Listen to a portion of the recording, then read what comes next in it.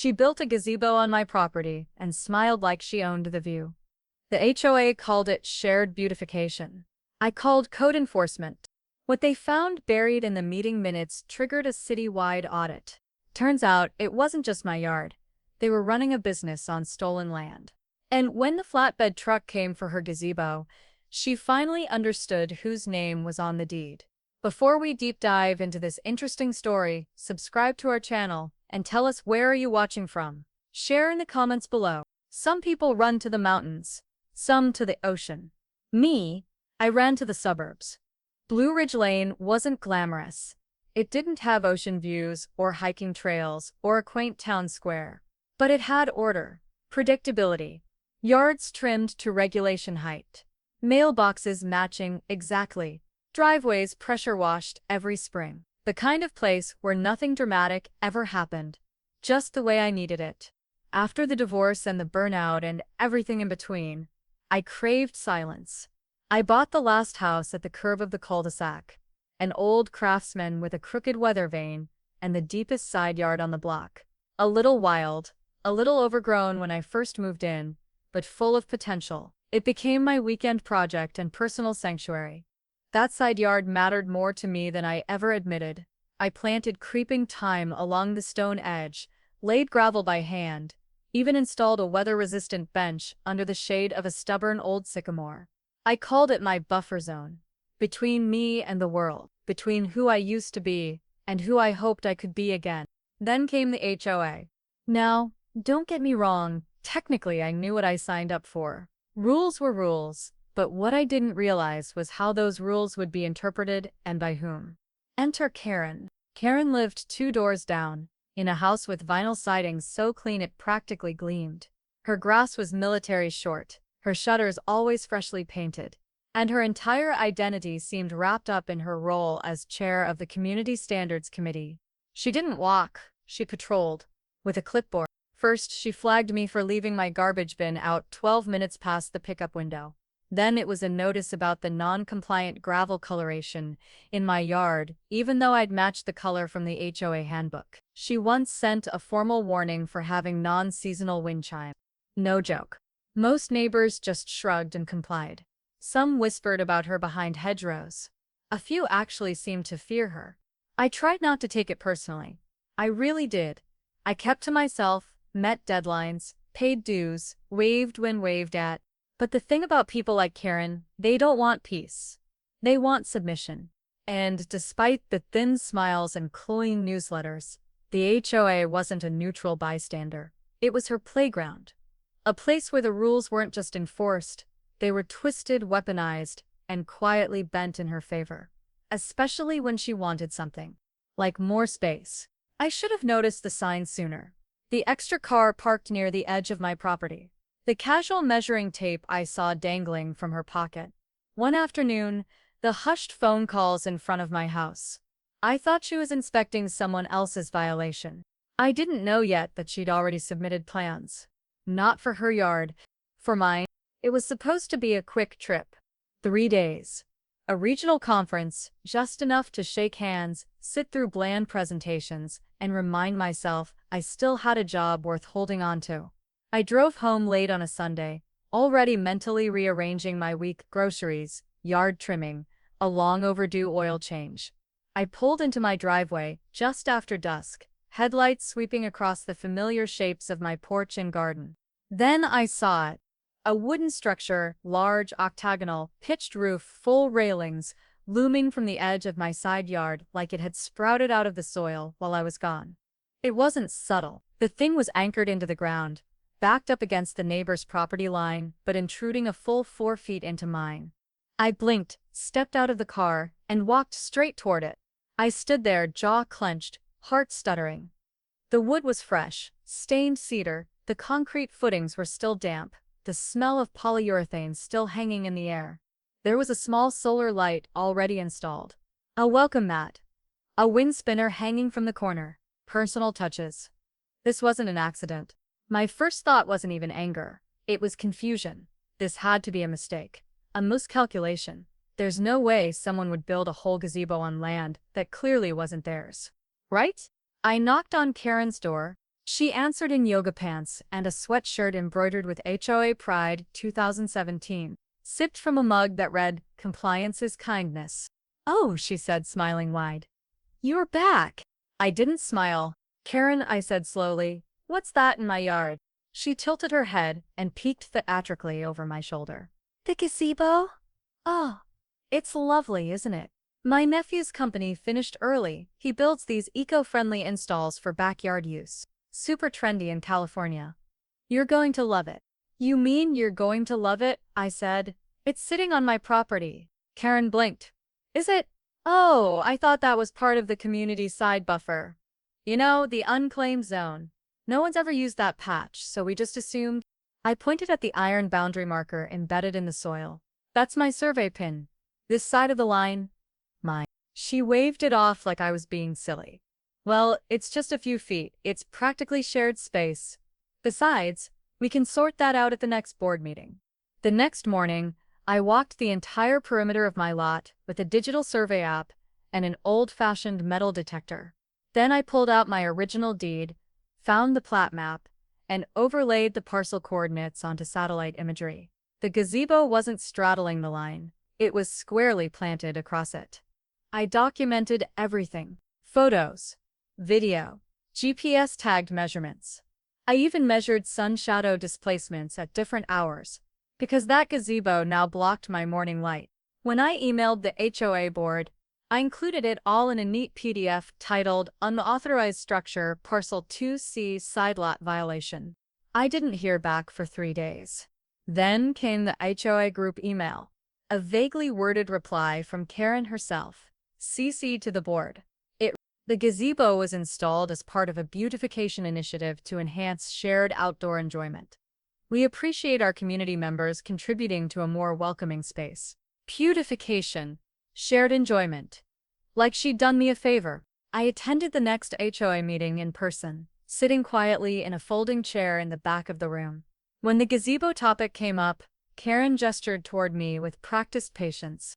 "Our neighbor is understandably concerned," she said, "but as it stands, there's no real harm being done. It's just a few feet. Why escalate things over a patch of dirt no one was using anyway?" Murmurs followed. Nods. The board offered polite shrugs. I felt something shift inside me then. Not just frustration, but detachment. The kind you get when you realize people have already decided what they want to believe. When fairness is optional. I stopped talking. And I started planning. Because this wasn't a misunderstanding. This was calculated. She knew exactly what she was doing, betting I'd roll over, back down, or accept the gaslighting because it was just a few feet. But they picked the wrong patch of dirt this time. I've never been what you'd call a dig-through records kind of person. Before this, I barely glanced at HOA newsletters. I skimmed emails, deleted meeting invites, and couldn't have told you when the board met or who held what title. Beyond Karen, of course. You didn't not know Karen. But after the gazebo incident, something in me shifted. I wasn't just upset. I was curious. A little too calm, maybe. The kind of calm that comes right before a storm starts forming behind your eyes. I took a day off work and sat down with my laptop. Logged into the HOA member portal. The interface was clunky, outdated, with broken links and half-filled folders. But eventually I found a hidden directory labeled "Meeting Minutes, Archived." It wasn't password protected, just buried. I started reading backward. A year's worth of meeting logs, scanned PDFs, and chicken scratch agendas. Most of it was routine. Budget allocations, landscaping complaints, someone requesting to paint their shutters navy blue and being swiftly denied. But then I hit the document from 2 months ago. The subject line was boring enough. Special meeting, grounds use proposal, board vote. Inside was a single-page summary, a bulleted list, and one line that stopped me cold. Variance request approved. Parcel 2C side yard, temporary usage, authorized for model landscape installation under beautification clause. Vote 3-0. Chair, K. Simmons. Parcel 2C, that was my property. There was no mention of homeowner consent. No signatures beyond 3 initials, KS, MT, and JH. And then it hit me. There are 7 people on the HOA board. The bylaws require a minimum quorum of 5 to conduct votes on physical property changes. This meeting? Held on a Tuesday morning at 10:15 a.m. Who's free at 10:15 a.m. on a weekday? Karen and two of her retirees club friends. I cross-checked past meetings. There was no notifications sent out to residents about this variance. No mention in the general minutes. This wasn't just a bending of the rules. It was a manufactured vote engineered to slide past anyone who might question it. I stared at Karen's looping signature at the bottom of the page. And then, in one of those moments where fate hands you the next breadcrumb, I noticed the attached file buried at the bottom. It was labeled Render August Install v3.erilday. A blueprint. I downloaded it. It was a CAD file, viewable through a browser, a 3D rendering of a backyard layout.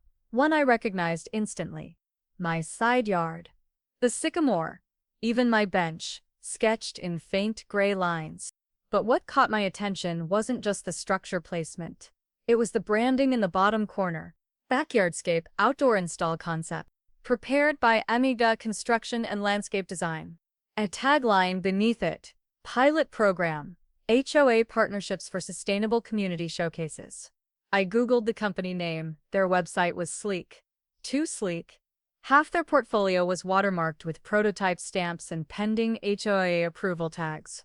And right on the About page, founder, Marcus Vega.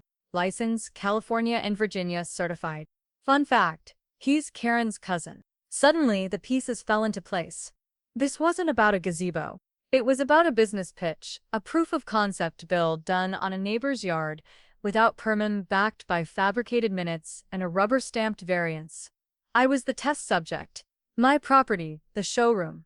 I opened a blank document and started logging everything. Dates, file names, timestamps, quotes, screenshots. I built a timeline of events. The fake vote, the permitless build, the familial connection, the promotional use. At first I thought I was dealing with an overzealous HOA chair. But now, this is collusion. Maybe even fraud. And I started asking myself deeper questions. Was the HOA board complicit? Or just asleep at the wheel? Had other properties been quietly co-opted like mine? Had this entire beautification initiative been a front for marketing and personal gain? I didn't have all the answers. Not yet. But I had enough. Enough to raise eyebrows. Enough to get real attention. And maybe, just maybe, enough to take Karen down. I sat back, the screen glowing against the dim light of my study. The blueprints were still open. My yard digital violated, labeled with branding and tags like it belonged to someone else. I looked out the window toward the real thing. The sycamore stood there in the moonlight, bent slightly with the weight of the season. I whispered to no one, "You picked the wrong patch of dirt." I opened the binder and began. Page 1, My Property Survey. GPS coordinates. Boundary lines. Page 2, the HOA. Pat map. Page 3, photos of the gazebo, time-stamped, with measurements showing 4.2 feet encroachment beyond the legal setback. Pages 4-10, annotated HOA bylaws, specifically the clause requiring written homeowner consent for any variance affecting private lots. Pages 11-14, the special meeting minutes, flagged for missing quorum. Pages 15-18, the blueprint render with Karen's cousin's company name and model install tag. Pages 19-26, screenshots of HOA emails, my formal complaint, and Karen's dismissive response. Keen flipped through them slowly, nodding, then paused at the company name. Vega, Marcus Vega. He tapped to the page, thoughtful. She's pulled permits before, he said quietly. Karen Simmons, I've seen her name on a few things. Backyard builds, structure reclassifications. One job in Eastfield got red flagged for non-compliance, deck footings too close to the utility easement. She claimed the permit was backdated. He looked at me a little differently now. This one permitted? No, I said. No record of one in the county database. I checked. He gave a single, satisfied nod. That's enough for a field inquiry. He made a copy of the binder and returned with a small card. This is the anonymous tip line for the Zoning Integrity Unit. If anything new shows up, emails, videos, timestamps, documents, you can submit them here. And it'll be routed to the right department. I left the office not just relieved, but activated. Because now I wasn't talking to people who had HOA titles and decorative clipboards. I was talking agencies. Agencies with enforcement teeth. That night, I started submitting. One batch to zoning compliance, photos of the structure's foundation, proof it violated the 6-foot setback rule. Another to the Residential Development Board, the blueprint-marked pilot program. Evidence the build was done for commercial gain on residential land. A third anonymously to the State Licensing Board. A complaint that Karen Simmons, as an HOA officer, had approved variances for a company tied to her family without disclosure. Each file carefully titled. Each detail bullet-pointed. Clean, quiet, professional. I wasn't broadcasting. I was threading needles. And the more I documented, the more I found. Posts from Karen's Nextdoor account bragging about beautification plans in motion. A promotional photo from Vega Construction showing a gazebo that looked identical to mine. Caption: community model installed. Ask us about HOA partnership pricing. They were marketing it. Using my yard. No permit. No consent. And now, no place to hide. The balance had shifted. Karen didn't know it yet. But I wasn't just the quiet neighbor with a complaint anymore. I was a paper trail. And it was gaining momentum. It arrived 3 days after my visit to code enforcement. A single sheet of thick white paper, laminated and taped across my front door like a badge of shame. The HOA logo at the top, all block letters and hollow formality. The listed offense: unauthorized placement of yard tools and debris within community shared buffer space. My rake. My kneeling pad. A bag of mulch sealed, still waiting to be opened. All of it had been neatly tucked behind my bench in the side yard. The same space that had been mine till Karen's gazebo swallowed it whole. Suddenly, now it was community buffer space. Now my mulch was a threat to the neighborhood aesthetic. I peeled the notice off my door with 2 fingers and didn't even blink. There it was. Retaliation. I'd expected something. Karen didn't operate in direct confrontations. She struck through procedure. Always with a smile. Always with a rule. 2 days later, I attended the monthly HOA meeting. I sat near the back again, quiet, binder on my lap like armor. Karen stood at the front, leading with her usual syrupy authority. As always, she chirped, we want to remind residents that shared spaces should remain clean, clear, and free of obstruction. We all have to follow the rules. She looked directly at me. A few heads turned, some confused, some complicit. The whole meeting was a farce. Agenda points rushed, motions passed with little discussion, and, buried near the end, additional enforcement actions. My fine was read aloud, $75 due by the 15th. I didn't protest. I didn't raise my hand. I documented. Because here's the thing about people like Karen. They're creatures of habit. They believe the system exists to protect them. They believe silence means surrender. And they believe no one's watching closely enough to catch the patterns. But I was watching now. And I'd started connecting dots. I'd already submitted anonymous complaints to zoning. But this was a different kind of violation. A new angle: procedural abuse, leveraging power within an HOA for retaliation against whistleblowers. So I widened the net. I started researching HOA governance violations. I found 3 precedents cases in Oregon, Nevada, and Arizona, where homeowners had successfully sued HOAs for targeted harassment and selective enforcement. I reached out to the State Attorney General's office, specifically the Division on HOA Oversight. Quietly, anonymously, they directed me to a legal aid clinic that specialized in community board abuses.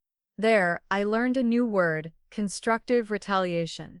When an HOA enforces obscure or petty rules against a specific homeowner in response to complaints, legal action, or exposure, it crosses into protected territory, especially when fines appear after formal complaints. I filed a report. I attached everything: the violation notice, the timeline of my zoning complaint, screenshots of my email submissions, Karen's quote during the HOA meeting, photos of the so-called debris. And then I waited, not passively, strategically. I kept my yard pristine. I moved the mulch bag. I mowed in diagonals and trimmed the edges like a golf course. I didn't give her another inch. Karen, meanwhile, kept smiling.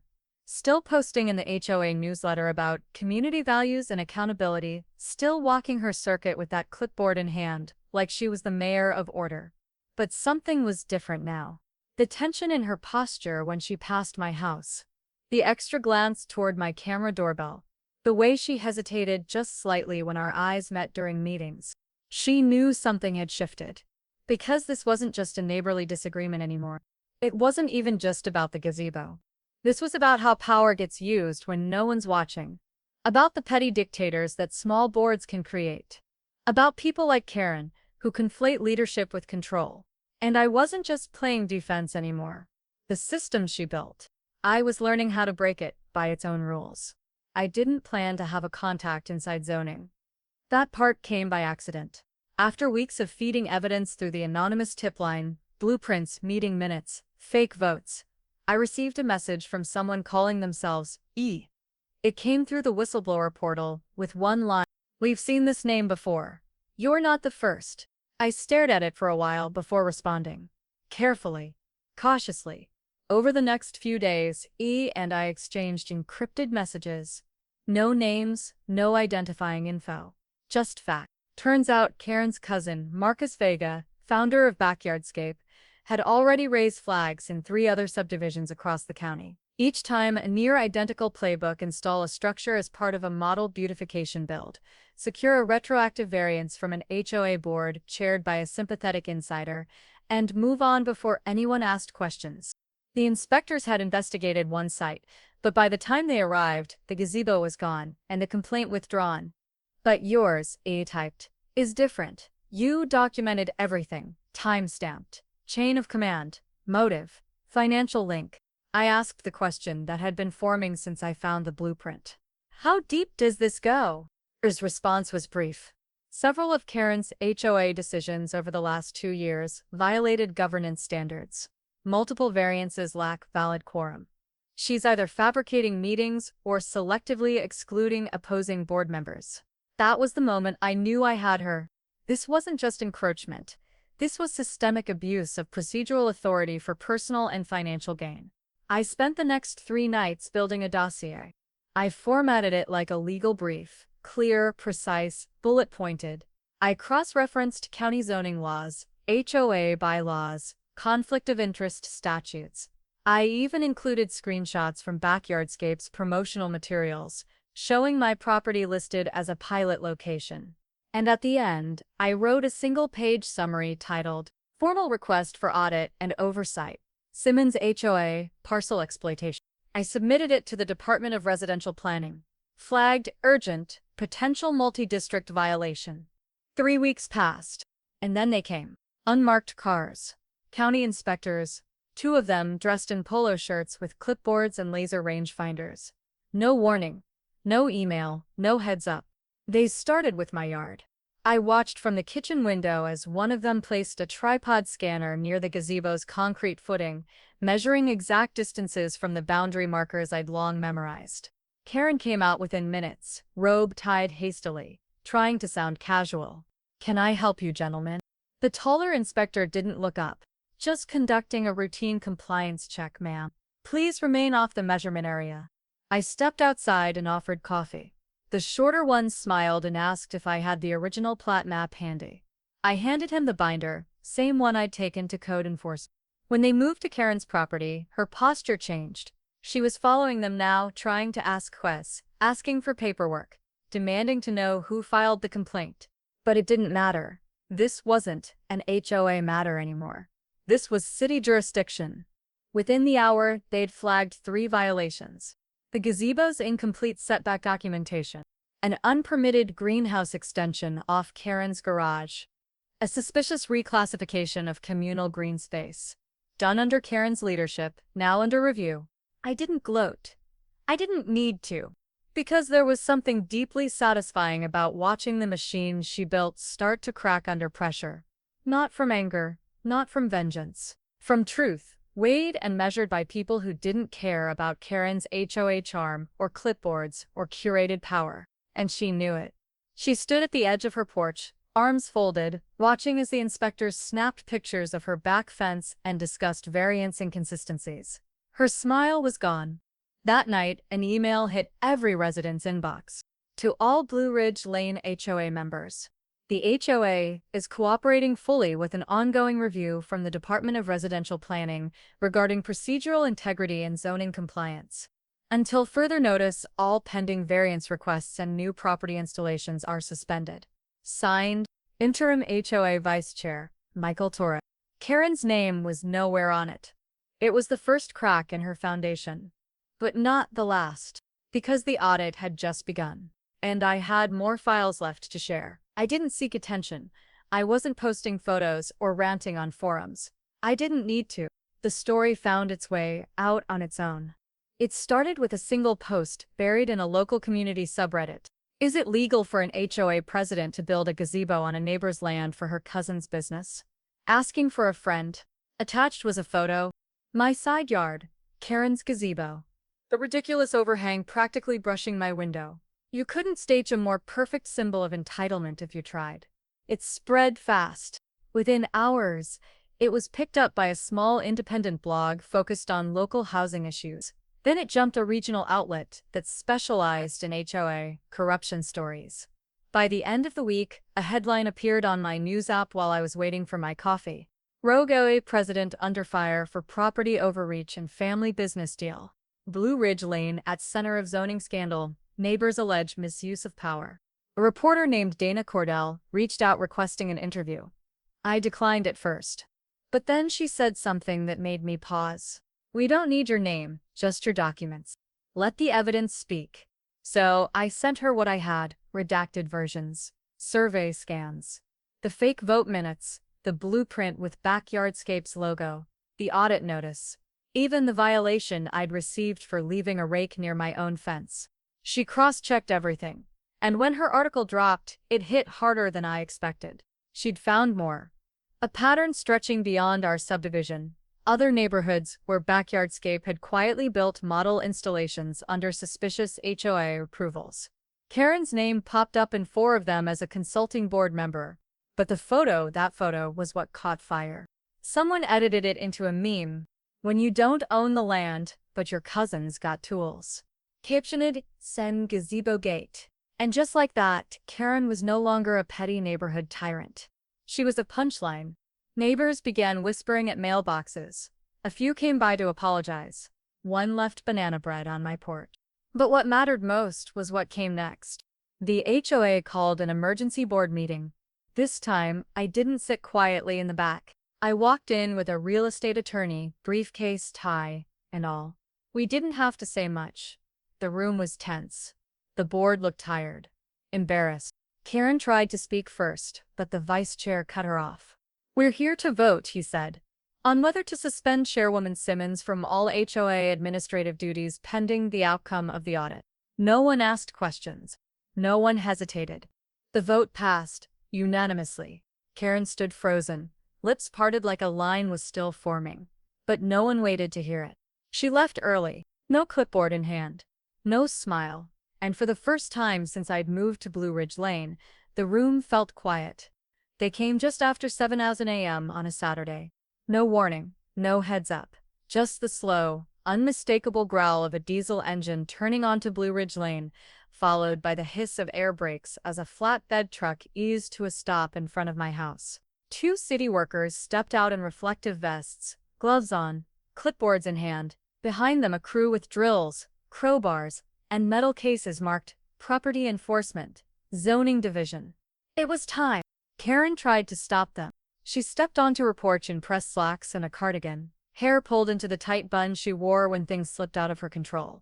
This is premature, she said. We have pending appeals within the HOA. There's a motion to reassess usage classification under subsection. The lead inspector barely glanced up from his clipboard.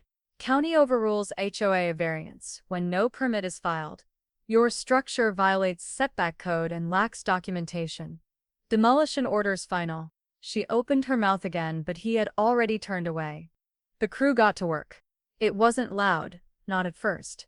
Just the metallic pop of bolts being undone. The thump of cedar planks pulled from footings. The gazebo that once loomed so smugly at the edge of my yard now looked awkward. Out of place. Temporary. Neighbors emerged one by one. Some stood with mugs in hand, arms crossed, watching in quiet fascination. A couple pretended to be just taking out the trash. But they stayed to watch. No one helped. No one intervened. Because they knew. The roof came off first, lifted and lowered by a portable hoist. The railings next, pried off in sections, stacked like bones. The foundation took the longest. The concrete footings had been sunk deeper than necessary, probably to make it look permanent. I watched them jackhammered out, dust rising in little gray bursts. Karen stood the entire time. She didn't yell, didn't argue again. She just stood there, arms folded, lips pressed so tight they barely looked like a mouth. And I stepped out onto my porch as the last beam came down. I didn't say a word, didn't offer a victory speech, didn't flash a smirk or throw her line back at her about just following the rules. I just walked across the lawn, handed a coffee and a travel mug to the inspector. Black, no sugar, just like he'd requested over email when I confirmed the order. He nodded in thanks, said, "One more to go after this." I didn't ask where. I just watched the crew pack the last of the wood onto the flatbed. I stood there until the truck turned the corner and disappeared. The space where the gazebo had stood looked raw, like skin after a bandage is ripped away. But it was mine again. Finally, fully mine. The yard looked bare again. Not empty, cleared. Where the gazebo had once stood, there was now only sunlight. Raw earth. A clean line, stretching from the edge of my foundation to the far boundary pin. The air even felt different. Less watched. Less weighted. But something in me had changed. This wasn't just about getting my space back. It was about making sure no one else ever thought they could take it again. That night, I went to the hardware store and bought fence posts. Not the prefab kind. The good FUP. Cedar. Tall. Clean grain. I had already filed the paperwork, submitted the revised plans, and this time, everything was by the book. The city had granted me an exemption, Section 24C, Subclause G, enhanced boundary measures permitted in cases of documented targeted property harassment. 5 feet taller than the HOA normally allowed. Karen never protested. She didn't have the authority anymore. A week after the demolition, she quietly resigned from the HOA board. No statement, no farewell email, just a one-line note in the next community bulletin. Karen Simmons has stepped down from her duties, effective immediately. The neighborhood didn't seem to mind. Someone else took over her newsletter. The clipboards vanished, and for the first time since I'd moved in, I heard kids playing in the cul-de-sac without being shushed for noise pollution. Life resumed, but the boundary stood, tall, level, permanent. Months later, a young couple moved into the house next door. Newly married, first-time buyers. They waved as I was watering the garden one evening, then pointed toward the fence. "Hey, nice craftsmanship. What's the story with that thing? It's like fortress-level privacy." I smiled. Not the smug kind, the earned kind. The kind that doesn't need to explain every detail to feel the weight of them. "Long story," I said, pausing just long enough to let the words land. "But it starts with a gazebo that landed on the wrong yard, and ends with a signature on the right form. Ever had a neighbor cross a line you never thought they'd dare? What would you have done if a gazebo showed up on your lawn overnight? Built by someone else's cons, and protected by a rigged vote. Because sometimes, the line between shared space and stolen property is exactly 4 feet wide, and it takes a blueprint, a binder, and a demolition order to make it clear again. Drop your craziest HOA story below. Let's see whose neighborhood drama tops this one.